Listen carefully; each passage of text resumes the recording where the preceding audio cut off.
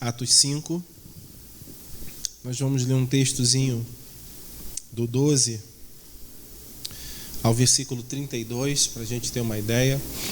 Do 12 ao 32, é um texto mais compridozinho, mas para a gente ter uma noção do contexto também. Então diz assim: os apóstolos realizavam muitos sinais e maravilhas entre o povo. Todos que creram costumavam reunir-se no pórtico de Salomão. Dos demais ninguém ousava juntar-se a eles, embora o povo os tinham em alto conceito. Em número cada vez maior, homens e mulheres criam no Senhor, eles eram acrescentados. De modo que o povo também levava os doentes às ruas e colocavam em camas e macas, para que pelo menos a sombra de Pedro se projetasse sobre alguns, enquanto ele passava. Afluíam também multidões das cidades próximas a Jerusalém, trazendo seus doentes e os que eram atormentados por espíritos imundos, e todos eram curados. Então o sumo sacerdote e todos os seus companheiros, membros do partido dos saduceus, ficaram cheios de inveja. Por isso, mandaram prender os apóstolos, colocando-os numa prisão pública.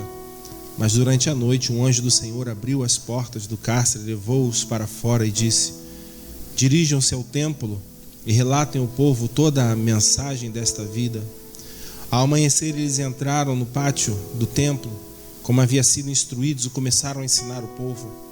Quando chegaram o sumo sacerdote e seus companheiros, convocaram o sinédrio e toda a assembleia dos líderes religiosos de Israel e mandaram buscar os apóstolos na prisão. Todavia, ao chegarem à prisão, os guardas não encontraram ali. Então voltaram e relataram: encontramos a prisão trancada com toda a segurança, com os guardas diante das portas, mas quando as abrimos não havia ninguém. Diante desse relato, o capitão da guarda do templo e os chefes dos sacerdotes ficaram perplexos, imaginando o que teria acontecido. Nesse momento chegou alguém e disse: os homens que os senhores puseram na prisão estão no pátio do templo ensinando o povo. Então, indo para lá com os guardas, o capitão trouxe os apóstolos sem o uso da força, pois temiam que o povo os apedrejasse. Tendo levado os apóstolos, apresentaram ao sinédrio para serem interrogados pelo sumo sacerdote. Ele lhes disse: demos ordens expressas a vocês para que não ensinassem neste nome. Todavia vocês encheram Jerusalém com sua doutrina e nos querem tornar culpados do sangue desse homem. Pedro e os outros apóstolos responderam: é preciso obedecer antes a Deus do que aos homens. O Deus dos nossos antepassados ressuscitou Jesus, a quem os senhores mataram, suspendendo no madeiro. Deus o exaltou, colocando-o à sua direita como príncipe salvador, para dar a Israel arrependimento e perdão dos pecados. Nós somos testemunhas destas coisas, bem como o Espírito Santo de Deus concedeu aos que lhe obedecem. Ouvindo isso, eles ficaram furiosos e queriam matá-los. Até aqui. Eu gosto muito de pensar sobre igreja. Eu gosto muito de gastar tempo pensando na igreja. Não faço força para isso. Eu acho que minha vida ela foi tão cercada o tempo todo de igreja, e que hoje, quando eu olho para a igreja, é talvez um prazer pensar sobre a igreja, olhar para a igreja e ao mesmo tempo tentar entender o perfil dessa igreja dentro dessa modernidade que a gente está vendo, dentro dos dias que nós vivemos, né? A gente percebe que cada vez mais as coisas são mais fáceis. Nós somos uma geração, nós somos um grupo de pessoas que nunca houve na face da terra tanto acesso a informações como nos dias de hoje. Você tem informações de acontecimentos em escala 24 horas ao vivo, de coisas que acontecem do outro lado do planeta. É apenas o tempo do sinal de satélite refletir até chegar no nosso receptor. Você percebe que com essa gama de informações, nós não conseguimos depurar essas informações todas, nós não conseguimos nos ajustar a essas informações todas, nós não conseguimos manter alguns pontos vamos dizer, de proteção na quantidade de informações que chegam ao nosso lar. Por exemplo, se nós pegarmos uma senhora com os seus 100 anos, né, que ainda tem, e encontrarmos uma senhora de 100 anos lúcida, para ela conseguir analisar o que acontece nos tempos de hoje e o que acontecia nos tempos dela, ela vai dizer que é loucura os tempos de hoje. Porque muitas coisas que acontecem no tempo de hoje, na época dela, eram uma aberração. Então, quando você entra em alguns programas, em alguns sites, você vai encontrar jovens em bailes funks, literalmente tendo relações sexuais no meio do povo, no meio das pessoas. Você vê meninas que dançam como prostitutas, mas que não são prostitutas. Mas aquilo foi informações que foram geradas e aquilo é normal. Você vê adolescentes de 12, 13 anos que não namoram mais, mas têm relações sexuais. A malhação ajuda bastante isso. Que está entrando na casa, que está penetrando na casa, está entrando e está jogando os valores da família, jogando os valores do ser humano no chão. Acompanhando a isso, vem a igreja. A igreja hoje, ela não é mais a resposta que Deus gostaria que fosse para a barbárie que acontece no mundo. A igreja, ela é moldada, ela é forjada não na vontade do Cordeiro. A igreja está sendo moldada na vontade do príncipe deste mundo, vamos dizer assim, né? Vamos colocar assim. Muitas informações têm entrado. Nós enxergamos hoje loucuras e que cada vez mais há uma loucura maior que ultrapassa a loucura passada. Quantos lembram do caso Nardoni? Lembram disso? Mas você só lembrou porque eu lembrei agora, porque você não lembrava mais. E nós não tínhamos visto naquela época ainda um pai fazer aquilo, lançar uma criança, não lembro qual andar, mas a criança ter morrido. Nós não tínhamos visto aquilo ainda, da tal crueldade. E pós Nardoni, nós começamos a ver outras sequências de assassinatos, de literalmente infanticídio, de pessoas, de crianças sendo assassinadas, a ponto da gente olhar para trás e a gente não lembrar de alguma coisa tão pesada quanto o que aconteceu no caso Nardoni. O nosso último caso agora que chama a atenção e que choca a população é uma menina de 13, 15, 16 anos, de 16 anos ter sido estuprada por 30 e tantos homens, 30 homens, vamos colocar. Dentro desses homens não existia um ser humano capaz de olhar para dentro de si, enxergar valores dentro de si e dizer: o que nós estamos fazendo é errado. Porque enxergar que era errado, eles enxergavam que era errado.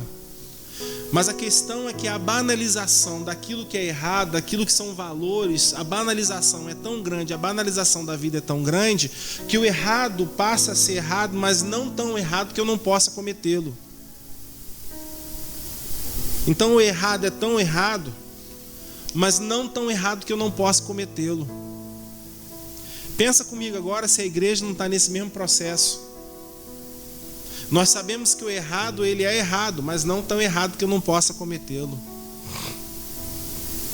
Pensa que se nós não estamos andando na mesma mão, na mesma direção, irmãos, essas coisas não chocam mais a igreja. Se nós abrirmos sites, se nós ligarmos televisões, se nós entrarmos nas igrejas que nós estamos acostumados a ouvir, a igreja da hora, a igreja aquilo, a preocupação maior no meio dessa igreja não está na necessidade do próximo, mas na necessidade do si, da pessoa. Sim ou não? As pessoas estão entrando na igreja, estão entrando porta dentro da igreja, porque as suas necessidades, elas são tão intensas, porque são mais importantes do que as suas, Paulo. Então quando a gente se depara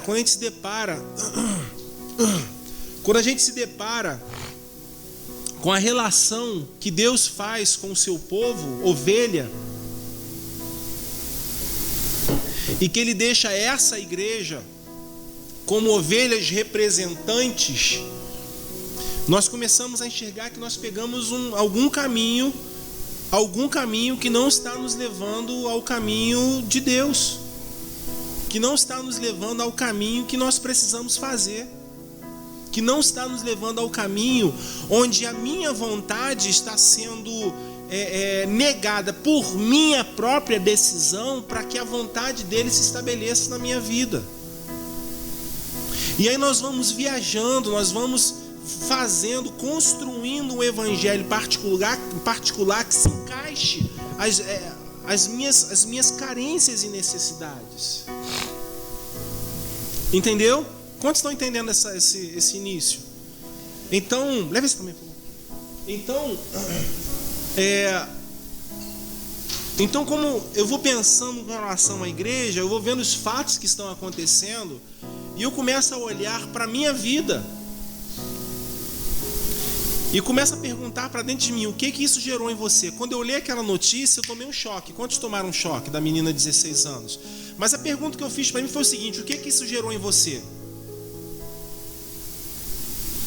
Irmãos, acredite, eu quando ouvi aquela notícia, eu levantei, entrei no quarto, fechei a porta. O que eu fui fazer? Mentira, eu não fiz nada disso. Eu não fiz nada disso. E qual seria a resposta certa da igreja? O que nós deveríamos fazer? Não é talvez levantar, darmos os braços e ir para a rua, fazer a caminhada de paz, porque isso não adianta porcaria nenhuma. Mas o que a igreja precisaria fazer? Nós vamos acordar do coma que a igreja está vivendo e estabelecer valores reais dentro do nosso coração, porque o nosso coração está sendo tão perpassado, tão perfurado pela frieza e a maldade desse mundo, que nós estamos nos tornando os maus. Você é mau e eu sou mau, não simplesmente quando eu atiro a pedra no cachorro, mas quando eu vejo a pedra ser atirada e eu permaneço ainda assim quieto, sem verbalizar, sem falar nada, sem interferir em nada. Então, quando a gente olha para a doutrina cristã, nós estamos enxergando que o Senhor nos chama para uma batalha diferente. Não é a batalha de desembainhar a espada, não é a batalha de fazermos marcha para Jesus, não é a batalha de fazermos caminhada para não sei aonde, não é simplesmente essa batalha, mas o Senhor diz o seguinte: essa batalha o mundo já faz. Qual que é a função da igreja? Embainhar a espada, colocar a espada no lugar. E quando eu coloco a espada no lugar, eu estou dando o recado seguinte: que toda a minha força, que toda a minha capacitação humana de autodefesa, eu abro mão dela para confiar no Evangelho. Então o Senhor nos chama e chama a igreja, não é para entrarmos no templo para falarmos sobre a vida financeira. Nos chama não é para dizer que você vai ser um sucesso. Sabe quando que o cristão é um sucesso? Quando esse cristão morre. O cristão é um sucesso quando ele morre. O cristão é um sucesso quando ele entendeu, quando ele entende que ao entrar na casa do Senhor para adorar o Senhor, ele entra para perder e não para ganhar. Quando ele entende que a oferta dele ela é muito maior do que aquilo que ele pode receber. Quando ele entende que a oferta dele não é o dízimo, não é o dinheiro, que a oferta dele é o sangue dele, é a entrega dele. E nós estamos vivendo um tempo onde a igreja, ela está se escondendo de outros, para que outros não vejam o que ela está fazendo. Ela, o nome e o sobrenome, o membro de uma igreja, uma ovelhinha do Senhor. Então o errado, ele é errado, mas não tão errado que eu não possa cometê-lo. Eu posso cometê-lo quando Paulo e a Cristiane não estão perto de mim e não estão me olhando para me acusar. Relacionamento superficial. E é exatamente isso que faz com que a igreja se torne tão semelhante não ao seu Criador.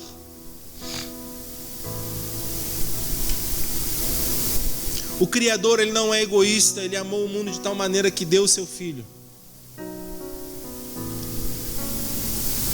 O Senhor Jesus não olha para si mesmo, ele está dizendo: eu mesmo entreguei minha vida por você, Vitor, por você, Andressa, eu mesmo entreguei minha vida por você, Cláudio, Zelmar, eu mesmo, eu me entreguei, eu me doei, não precisou ninguém me pedir. O Espírito Santo de Deus está conosco todos os dias, ele vive nesse lugar, ele está nesse lugar, ele enxerga a maldade, ele está aqui todos os dias. No ato de condução, no ato de preservação, no ato de consolar, no ato de nos sentirmos amados, respeitados, encorajados, familiarizados com o reino. Mas ao mesmo tempo a decisão de participar disso não parte de nenhum dos três, nem do Pai, nem do Filho, nem do Espírito Santo de Deus. A decisão de participar da relação íntima da Trindade é nossa. O Senhor apresenta o reino, abre as portas do reino, envia o seu filho, as portas do reino estão abertas, o véu foi rasgado em duas partes, rasgado no meio, duas partes caem, e ele diz: agora vocês, quem quiser chegar ao próximo ao Pai, quem quiser falar com o Pai, já não é mais necessário pastor, não é necessário apóstolo, não é necessário bispo, não é necessário nenhum semideus que esteja de carne e osso para apresentar Deus a você. Se você quer falar com Deus, Andréia, o que ele diz para mim e para você? Entra no teu quarto, fecha a tua porta, clama ao Senhor, Ele está ali, Ele vai falar com você. Então eu não levantei e não fui orar, como eu sei que vocês também não fizeram isso. Talvez alguém possa ter feito isso, mas é a minoria, se alguém fez. Eu no dia seguinte não me senti mobilizado a levantar uma campanha de oração. E como alguém que pensa sobre a igreja, eu comecei a dizer: a igreja está doente.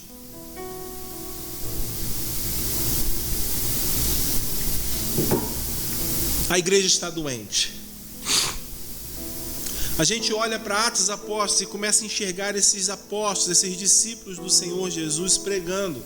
E eu quero discorrer algumas palavras. Vamos andando alguns versículos. Ele diz, versículo 12: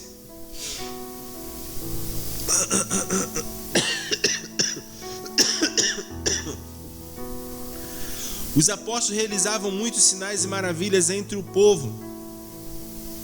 Todos que creram costumavam reunir-se no pórtico de Salomão. Os sinais e maravilhas que eram exercidos através dos apóstolos, interessante, não geravam para esses apóstolos nenhum sequer recurso a mais, ou nada que pudesse dizer: uau, eu queria ser como o apóstolo Paulo, o Paulo nosso aqui, eu queria ser como o apóstolo Paulinho aqui, porque ele é um homem da igreja, ele faz a vontade do Senhor, tá vendo? Vê com a casa dele, vê. Nada disso acontecia, pelo contrário, esses camaradas aqui abandonaram as suas vidas. Quando Jesus encontrou com eles, disse assim: meu filho, deixa tudo que você está fazendo, vem comigo. A resposta que Jesus dá a um outro camarada que quer seguir o Senhor: eu quero seguir o Senhor, eu quero andar contigo. A resposta que ele dá a esse é o que você percebe o que acontece com esses discípulos, que ele diz: olha, os lobos têm seus covis e as andorinhas têm seus ninhos, o Filho do Homem não tem nem sequer onde reclinar a cabeça. Ele não está falando mais sozinho, ele está falando junto com os seus apóstolos. Ao invés de tornarem-se mais ricos, tornaram-se mais pobres para os homens. Ao invés de tornarem-se mais poderosos, tornaram-se mais humildes entre os homens. Ao invés de serem servidos como senhores da terra, eles começaram a servir aos homens e serem perseguidos pelos homens. Então os milagres que estavam acontecendo, que Deus gerava através desses homens, era para o outro e não para eles. O que Deus estava ministrando através desses apóstolos estava sendo para os outros e não para ele si mesmo. Porque a herança desses homens era viver do lado de Jesus. A herança desses homens era ter o privilégio de ouvir o Senhor Jesus falar, era ter o privilégio de desfrutar da presença constante, íntima, verdadeira e concreta de Jesus. Por que a igreja pensa que isso mudou hoje? Por que a igreja pensa que a unção é o meio pelo qual o camarada se torna um vingador, entendeu? Um super-herói. A unção de Deus sobre a vida do cristão, ela serve para capacitar esse cristão a fazer a obra não dele, mas de quem? Do Senhor. Os dons espirituais são ferramentas que Deus deu à sua igreja, não para a exaltação do homem, mas para o cumprimento da obra de Deus, da vontade do Pai.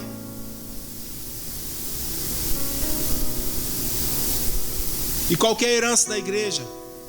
O relacionamento íntimo com o Senhor, a certeza de termos vida com Ele, a certeza de que o que nós fazemos e o que nós somos e quem somos, somos por causa dEle, de entender que hoje eu não preciso mais de A, de B, de C ou de D, e aquilo que eu preciso vai vir dEle.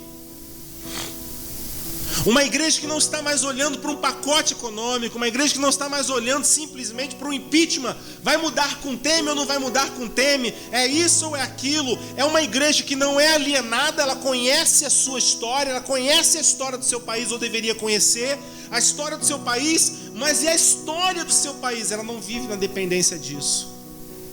Ela não vive na dependência disso. Então, quando a gente olha para esses apóstolos, a gente enxerga eles fazendo a unção, eles fazendo a obra, os milagres e as maravilhas para o outro. Para o outro. No versículo 13 diz: dos demais ninguém ousava unir-se a eles, embora o povo estivesse em alto conceito. Interessante que isso acontece na igreja hoje. Porque unir-se a esses apóstolos quer dizer o seguinte: está preparado para perder? Irmão, deixa eu te fazer uma pergunta: está preparado para perder? Quem é que enganou você que você, o fato de você ter entrado por essas portas, agora a sua vida vai mudar e você vai ganhar tudo? Isso não é evangelho, isso é mentira. Você pode ganhar, amém? Você pode ganhar. Deus pode até dar riqueza a Anderson e Sandra. Deus pode dar riqueza ao Michel e a Ana Carla. Tem gente que fala assim: ai, fala comigo também, pastor, fala comigo, fala comigo. Não é? Aqui ela falou assim: por favor, fala. Não é isso? Deus pode gerar riqueza, irmão. Mas a pergunta que eu falo para você é o seguinte: por que Deus pode gerar riqueza? Aí o homem egocêntrico, ele pensa o seguinte: eu vou ter um carro, comprar uma casa na praia, para a região dos lagos, e vou passar a viver bem. Essa riqueza está sendo usada para quem? Para ele. Propósito errado. Para muita gente não recebe porque não sabe lidar com isso. Se Deus gera riqueza para você, Deus está dizendo: você pode desfrutar daquilo que é meu. Você pode até usar, mas é meu. Então Deus pode dar riqueza? Pode. Mas a questão toda é a seguinte: por que os demais ninguém ousava juntar-se a eles? Já pensou nisso? Dos demais ninguém ousava juntar-se a eles. Os caras não faziam milagres, os caras não faziam prodígios, maravilhas, mas por que ninguém ousava juntar-se a eles? Mesmo tendo esses camaradas em autoestima. Diga comigo, por causa do testemunho deles. Amém? O testemunho deles era um testemunho de alguém que não estava contaminado pelo espírito desse mundo. O testemunho deles era um espírito, um coração que estavam tão convictos, tão certos do que eles eram, que eles acabavam sendo não aceitos por aqueles que estavam dizendo que o mal não é tão mal que eu não possa cometê-lo. Então alguns, ouvindo a mensagem, abraçaram a fé e uniram-se a eles. Outros, ouvindo a mensagem, simpatizaram-se com essa mensagem, gostaram da mensagem, sentiram até uma leveza do coração. Mas a resposta que eles estão dando aqui, a ideia que eles estão dando aqui é o seguinte: é muito bom, é muito gostoso, é muito legal, mas eu não quero pagar o preço para isso. Eu não quero ser perseguido, eu não quero ter dificuldade, eu não quero ter compromisso de ter que orar, eu não quero ter compromisso de ler, eu não quero ter compromisso de ir para a igreja, eu quero fazer tudo o que eu quero, mas quando eu chegar na igreja, eu quero sentir uma sensação gostosa de leveza, maravilha. Aí sai daqui dizendo assim: ai, gente, foi tão bom o culto, estou sentindo tão leve. Irmão, quer ficar leve, faz regime. Me segue, faz regime comigo. Amém? Eu perdi 10 quilos, irmão. Aham. Isso pode cortar depois, tá? Amém? Então por que eles não querem se juntar? Irmão, deixa eu fazer uma pergunta para mim e para você. Não fique triste comigo não. Por que você não quer se juntar? Por que a gente tem um montão de gente, e agora eu vou bater na gente, dentro da nossa igreja, que eu posso olhar e dizer assim: esse aqui eu não posso contar, esse aqui eu não posso contar, esse não posso contar, não posso contar com esse nem aquele, esse aqui eu posso contar. Esse que chega a estar com as costas já lanhadas. Por que tem um povo que não quer se juntar, irmão? Por que nós queremos ver as maravilhas? Nós queremos ver o irmão Paulinho pregar e falar sobre milagres, ver o Maninho pregar e falar sobre maravilhas. A gente quer ver, sabe, a cura, a gente quer o casamento restaurado, a gente quer a filha mudada, a gente quer que as faculdades abram as portas para os nossos filhos, a gente quer tudo de bom e do melhor. Mas quando a gente fala assim: irmão, agora está na hora de a gente clamar, colocar o joelho no chão, fazer a obra, cadê? Onde está esse povo?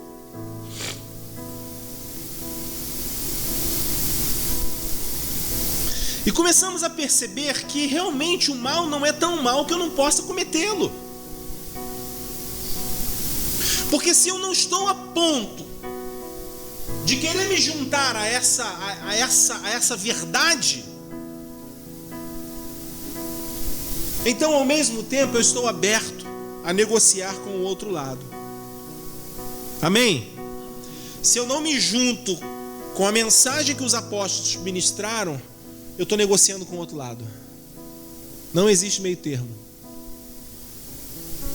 É aquela história que eu já falei, né? O cara chega para pregar para um outro e fala assim: irmão, vem para Cristo. Se você não aceitar Cristo, você vai para o inferno. Mas se você abrir o seu coração para Jesus, você vai para o céu. Jesus vai para o céu. E o cara está aqui agora. Ele não tem a realidade do inferno, não tem a realidade do céu. Aí ele fala assim: não quero ir para o inferno, não, mas eu também não vou para o céu, não, vou ficar aqui mesmo agora onde eu estou, tá bom? Não é isso? Só que a Bíblia mostra para mim e para você o seguinte: que aqueles que não aceitam, que não, já estão condenados. Então nós temos hoje na face da terra condenados e salvos. Quem são os condenados e salvos? Só Ele sabe. Mas nós estamos esperando apenas, um grupo de pessoas que está esperando apenas o arrebatamento da igreja para levar junto, para dizer assim: opa, céu. Ai, Senhor, obrigado, obrigado, obrigado. E tem um outro grupão que está dizendo: Senhor, mas em Teu nome pregamos, em Teu nome fizemos, em Teu nome acontecemos, em Teu nome. Como o Senhor pode dizer que não nos conhece? Jesus talvez, em outras palavras, pode dizer assim: vocês nunca juntaram-se a nós. Vocês nunca entenderam o propósito. Vocês nunca abriram o coração para que vocês fossem de Jesus. Vocês queriam que Jesus fosse de vocês. Irmão, o processo é invertido. Jesus não é nosso, não. Nós somos dele. Quem manda é Ele, quem ordena é Ele, quem faz é Ele. E nós estamos querendo que Jesus faça o que a gente quer. Ó, Jesus, vou baixar o tom. Amém. Legal, e aí a gente não tem esse panorama. Onde eles realizavam sinais e maravilhas, entendiam a forma como respondiam a esse chamado. Jesus tocava e diz: olha, você faz parte agora, né? Por que eles não querem se juntar? Porque eles vão ser perseguidos, eles sabem qual é a vida desses apóstolos. Então, no versículo 17 vai dizer assim: então o sumo sacerdote e todos os seus companheiros, membros do partido dos saduceus, ficaram cheios de inveja. Olha que coisa interessante. Ficaram cheios de inveja. Os homens hoje da igreja estão invejando as pessoas que estão lá fora porque estão cheios de dinheiro.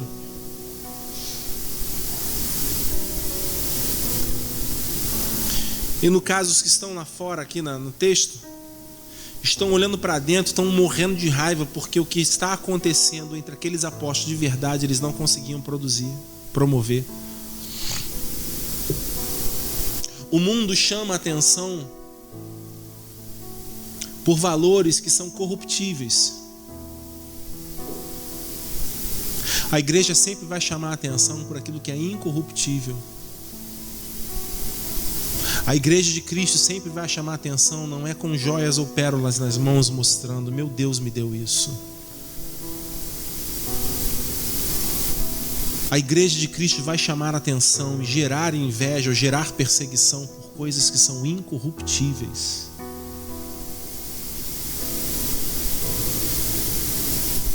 Pela forma como você ama, pela forma como você respeita, pela forma como você ora por alguém, pela forma como você se preocupa com alguém, pela forma como você consegue sair da sua casa e ir atrás de alguém. E a igreja não fez isso porque tem que fazer, ela fez porque ela é a igreja. E alguém vai olhar para a senhora e vai dizer: que mulher parecida. Alguém vai olhar para você, Maria, e falar assim: que palhaçada. Alguém vai olhar para essa pessoa que faz alguma coisa e vai descer o couro. Irmão, deixa eu lhe fazer uma pergunta. Quantas vezes, ao olhar a condição da sua vida, você diz ou disse, como eu falei na semana passada: o fulano de tal tem isso, o Beltrano tem aquilo, as pessoas que não andam corretamente têm isso, por que a minha vida é assim?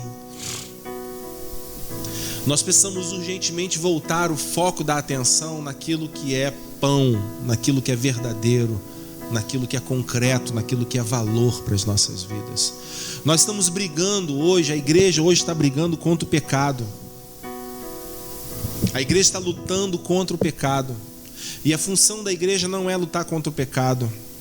A função da igreja é manter-se no alto do topo. A função da igreja é manter-se na presença do Senhor. E muda tudo completamente. Quando brigar contra o pecado, lutar contra o pecado é a minha função, eu consigo olhar o pecado o tempo todo. A minha visão está nele o tempo todo. Jesus olha para essas situações e ensina a mim e a você dizendo: esquecendo-me das coisas que para trás ficaram, eu passo a seguir para o alvo, para o meu Cristo, para o meu Senhor, para aquele que é autor e consumador da minha fé. Então a igreja não fica presa vivendo em não pecar. A igreja sabe que o dia que ela pecar, ela não vai se matar, ela não vai se martirizar, ela não vai deixar sequer de participar da ceia porque ela pecou. Ela tem relacionamento, a herança dela é esse relacionamento com o Senhor. Ela sabe que pode chegar a Jesus e dizer: Senhor, eu falhei, eu pequei, eu errei, mas eu não quero viver nessa vida, me perdoa. E ela se sente perdoada, e ela se sente amada. Então o Senhor olha para ela dizendo: olha para trás, esqueça, agora siga em frente, o seu alvo é na frente, o autor e o consumador da sua fé. Então, enquanto as pessoas de fora, enquanto as pessoas de dentro da igreja mantiveram seus olhos lá fora, na forma de como nós podemos nos beneficiar ou encontrar uma vaga no sol para que possamos crescer de alguma forma, nós estamos perdendo a visão, a igreja está doente.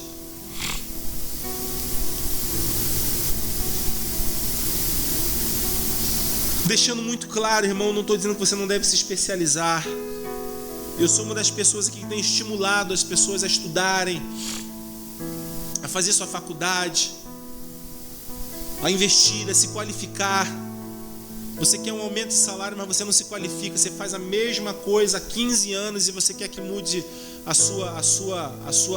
o seu grau, a sua posição dentro da empresa. E entrou um menino agora há pouco tempo, que é uma faculdade, se qualificou, ele já passou você, e você ficou achando que aquilo, o patrão foi injusto. O patrão não foi injusto, o patrão tem olhos, ele enxerga.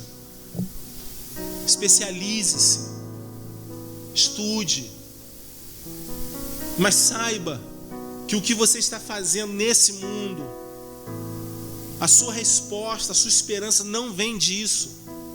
Amém? Então, quando eu olho para fora, eu enxergo uma igreja sedenta pelas coisas que estão lá fora. Uma igreja que está querendo dinheiro, que está querendo poder, que está querendo status, que está querendo, sabe? Uma igreja que está querendo tudo isso. Nós temos... Tudo virou um comércio. A pregação virou um comércio, a música virou um comércio. Os cantores gospel não podem mais ser inspirados pelo Senhor para receber uma canção. Eles precisam preparar uma música para gravar. Os donos de gravadora não querem nem saber se é inspirado ou não. Eles querem saber se as frases, as estrofes combinam certinho, se há uma harmonia, uma melodia harmônica, bonitinho, pô, jogou, colou, pá, um hit, ponto, 93, 97, essas porcaria que tem por aí que eu não aguento nem ouvir.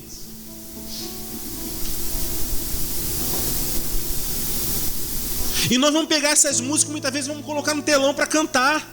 E tem alguém que reclama: não, mas aqui não tem música nova. Não, enquanto tiver as músicas antigas boas e não ver músicas boas, novas, nós vamos cantar aquilo que veio de Deus. Vamos cantar Ademar de Campos. Vamos cantar esse camarada aí.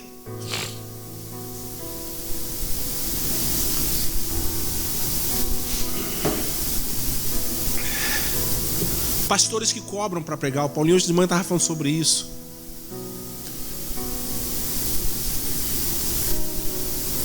Eu já recebi convite de perguntar quanto é que eu cobrava para pregar. Quanto o senhor cobra para pregar? Eu falei: eu nem cobro, não cobro nada. O senhor tem agenda liberada? Tinha. Eu falei assim: não. Não tem agenda liberada. Porque aquilo já me corta o coração. Porque se uma pessoa já liga para um pastor para perguntar quanto cobra, ele já se rendeu, já se vendeu ao sistema. Já se rendeu ao sistema. Fui pregar em outro lugar uma vez e um pastor sentado no... Como é que é o nome? Aquele negócio que fica sentado aqui? No altar? No ministério. Sentei no ministério, gente. Fui sentar no ministério. Quando eu cheguei e sentei no ministério, o louvor rolando, o irmão já tinha feito a abertura do culto, louvor rolando, e o irmão perguntou para mim: ô pastor, meu irmão, como é que tá? Tudo bom e tal? Nova vida é o quê? Como é que é nova vida? Como é que a gente faz para ser nova vida? É franquia? Aí eu falei assim: como assim? Como assim franquia? Não, porque Nova Vida tem um nome forte, né? Eu estava querendo botar um nome, ver se chama o pessoal com o nome de Nova Vida. Aí eu falei assim: cara, se você não nascer Nova Vida, você não tem condições de ser Nova Vida, porque não é franquia não. Já tinha me acabado comigo. Segunda pergunta dele foi o quê? Essa foi a terceira. A igreja de vocês já é terreno próprio? Já, irmão, quando a gente entrou, já entrou com terreno próprio. Poxa, que legal, por isso que é bom Nova Vida, o povo participa, né? E aí eu matei ele raiva logo. Quantos membros tem a sua igreja, irmão? Não dá nem pra contar. Dava pra contar assim, gente. Falei: não dá pra contar não, a igreja é grande e tal, mas não dá pra contar não. Eu tava fazendo a quarta, quanto é que entra por mês? Mas você começa a perceber que era um pastor também que estava falando. E para o azar dele, ele me chamou para falar sobre uma campanha de prosperidade, as quedas da muralha de Jericó. Eu sei que o pastor no final não levou nem no portão. Não levou, porque eu falei o que a Bíblia diz. Essa igreja fechou e foi vendida. Fechou e foi vendida. O povo é igualzinho. O povo está indo atrás de quem está dando mais. Vamos em frente, irmãos. Versículo 18. Por isso mandaram prender os apóstolos, colocando-os numa prisão pública. Mas durante a noite um anjo do Senhor abriu as portas do cárcere e levou para fora e disse: sempre há uma mensagem do Senhor, amém? Amém ou não? Sempre há uma mensagem do Senhor. Enquanto a igreja está vivendo um período complicado, está vivendo a perseguição, Jesus sempre tem uma palavra. O Senhor sempre envia uma palavra.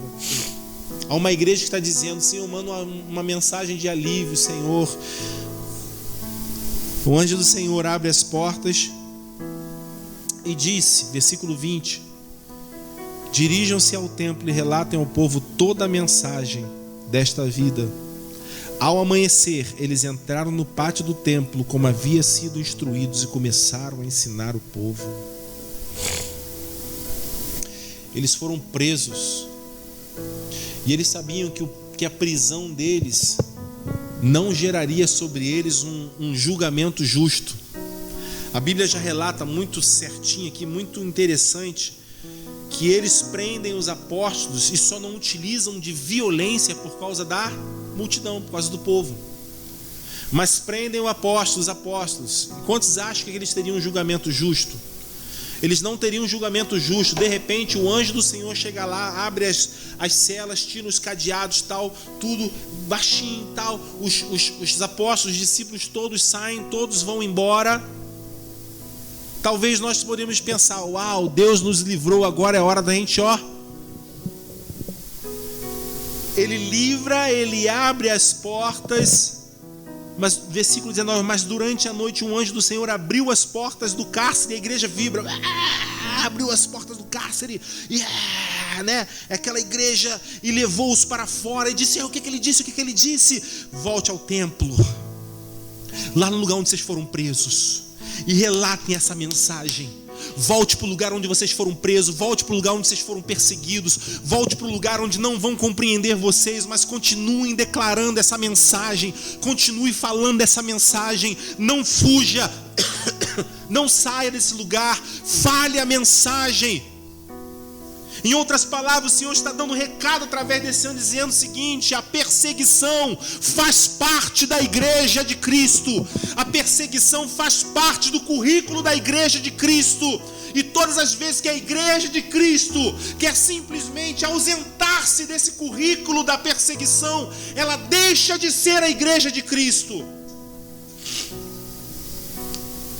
Nos tornamos uma igreja estéril. Nos tornamos uma ovelha estéril. Nos tornamos uma ovelha que não gera ovelhas.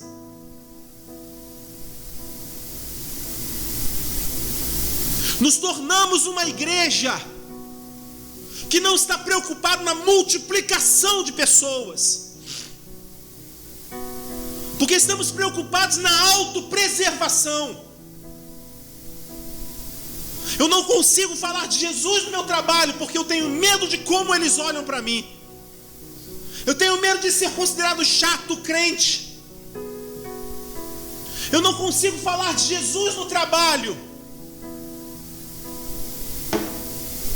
porque eu não quero deixar de participar das brincadeiras e conversas.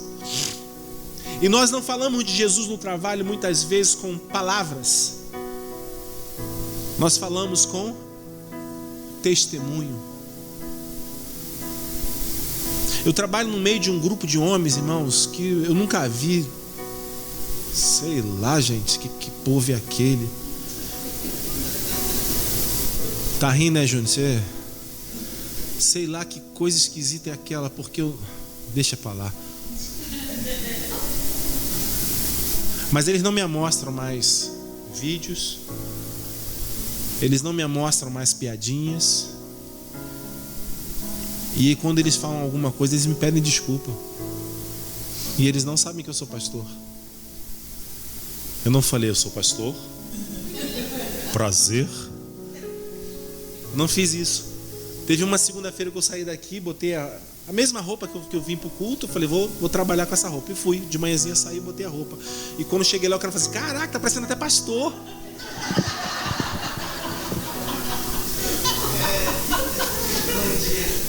É verdade. Aí eu falei, é sério, cara? É. E eles não precisam saber que eu sou pastor. Eles precisam saber que eu sou cristão. Mas eles não precisam saber que eu sou cristão dizendo assim, eu sou crente. Crente de Deus. Eles não precisam saber disso. Eles precisam ver sinais e maravilhas. E a hora que Deus quiser, ou que não quiser também, se tiver a oportunidade, Deus vai mostrar, a mensagem vai ser compartilhada com palavras. Se não, sem palavras. Porque a responsabilidade desse povo é de Deus, não minha. Eu sou um instrumento de Deus. O que você e eu precisamos fazer? Precisamos ser luz no meio das trevas. E quem vai utilizar? Deus. Então, já vai acabar o tempo, né, gente? Não vai dar tempo de falar nada. Então,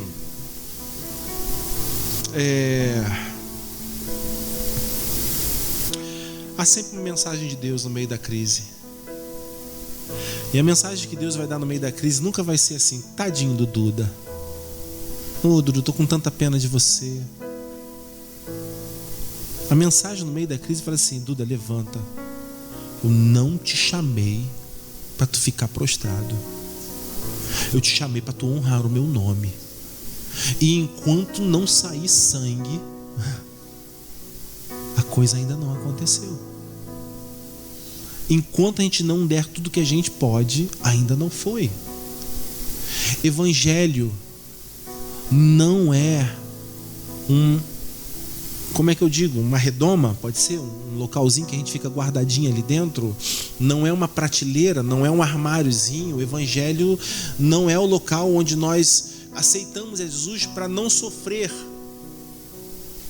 as coisas que tem no mundo. O Evangelho é diferente.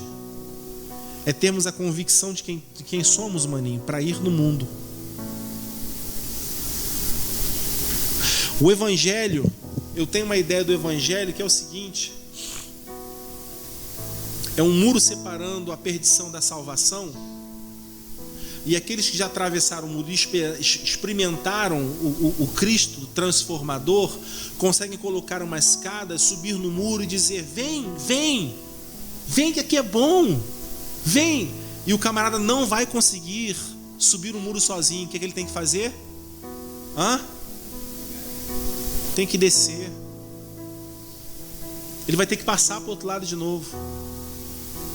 Mas não é simplesmente passar para o outro lado, é fazer o que fizeram com ele. Ele vai para o outro lado, e o que ele faz agora? O que é isso? Pode subir aí. Sobe aqui, irmão. Bota o pé aqui, depois bota o pé no meu ombro e vai. O Evangelho é o meio pelo qual a gente vai lá do outro lado, porque a gente ama. Não é porque a gente tem que fazer, porque a gente tem que fazer um trabalho de evangelismo.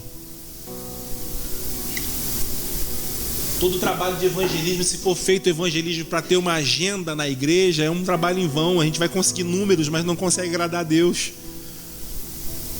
O evangelismo aos olhos do Senhor é aquele que a gente ama. Ele acontece com o projeto da igreja ou sem projeto da igreja.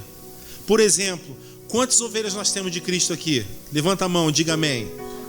Amém? Só porque só metade levantou a mão. Levante a mão e diga amém. Tá com medo de pegadinha, né? Temos igreja de Cristo aqui, amém? Amém. Quantos você já produziu? O que você já produziu para o reino?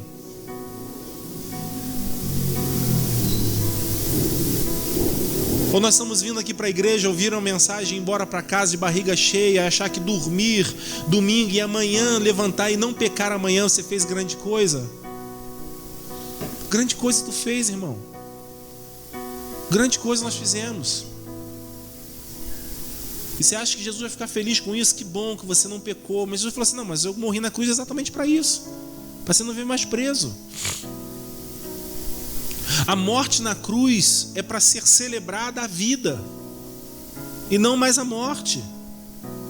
Então quando ele está dizendo, olha, os que não quiseram juntar-se a nós é porque não quer dar a vida. Irmão, preste atenção. Nós conseguimos ver pessoas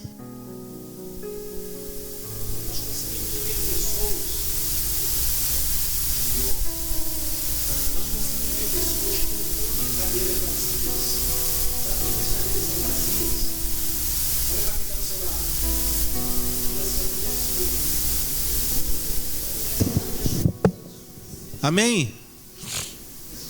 Por que a culpa é sua, irmão? Porque tem irmãos, presta atenção aqui, porque há irmãos nossos que não estão vindo, tem gente visitando, mas tem gente que não estão vindo, e há pessoas lá fora que estão esperando ovelhas cheias, nutridas, que sabem que fazem parte, que tem ovelhas, pessoas lá fora precisando de uma igreja que cura doentes, que prega a palavra, que vai ser perseguida. Mas eu preciso fechar com isso aqui, versículo 29, eu fecho aqui agora. Eu vou dar um pulo lá para o final. Versículo 29, versículo 28. E que lhes disse: demos ordens expressas para vocês, para que não ensinassem neste nome. Todavia, vocês enchem Jerusalém com a sua doutrina e nos querem tornar culpados do sangue desse homem. Para comigo aqui agora. Todas as vezes que pregamos o evangelho, ou nós salvamos ou matamos. O evangelho pregado, ele é salvação ou perdição. Você está condenando uma pessoa, você está salvando uma pessoa. Porque depois que você explana o plano da salvação, que você apresenta, que você dá testemunho a essa pessoa, ela passa agora a ser conhecedora, e por isso não tem mais a ignorância. Senhor, eu não sabia. Sabia? Você sabia. Um dia alguém parou lá e falou com você, e você quis não abrir o coração, você quis não se render. Então quando eles estão declarando essas palavras, olha o que esses homens estão dizendo: olha, vocês não obedeceram às nossas ordens, vocês não caminharam no sistema desse mundo, vocês não estão sendo influenciados por ordens deste mundo para abandonar a pregação desse evangelho concreto e genuíno. Vocês não estão abandonando isso. E quando vocês começam a pregar esse evangelho, enchendo a cidade com esse evangelho, vocês estão querendo nos tornar culpados do sangue desse homem. Ou seja, conforme você declara, nós nos tornamos culpados porque nós somos donos de si. Só que ao mesmo tempo que há pessoas que são donas de si, que não se dobram, há pessoas que estão dizendo o quê? Que estão se convertendo, que estão se quebrantando. A Bíblia está dizendo assim: e o número crescia mais e mais todos os dias. Aqueles que rejeitam, mas aqueles que se dobram. A resposta de Pedro